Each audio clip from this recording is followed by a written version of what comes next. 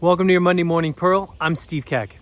Today, we're going to continue our conversation around infusing your personal culture into sales. And as we said last week, personal culture is the expression of the collective values that you bring to the organization.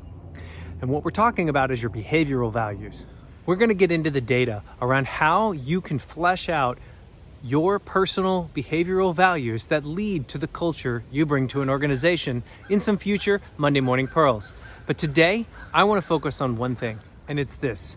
You cannot exclude your personal values from the way you execute your role. The things that make you qualified to do a certain role in sales involves skills and experience, your motivations and attitudes, and your cognitive and hardwired behavioral traits.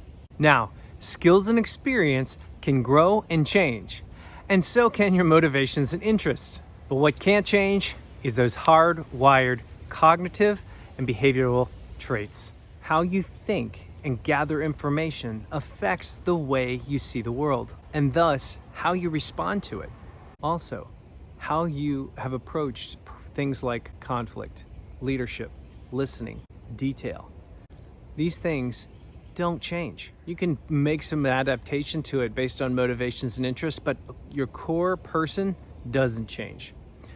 And so what we're after is to figure out what those core behaviors and core cognitive functions are. And a hardwired trait is something that you will find a way to make it fit into whatever organization and culture that you're working with.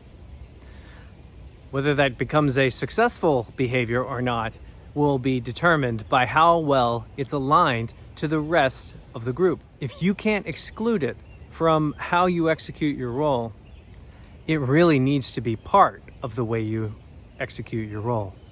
And that's why it's so important to become self-aware of what type of culture you're both presenting and the culture that you're in. And if you feel a disconnect, this might explain why. So stick with me over the next few weeks as we parse out what particular traits that might be affecting your cultural execution of your role in sales. And as always, if you ever want to have a conversation around building top-notch sales cultures, reach out to us. You can find us on our website or one of our social channels.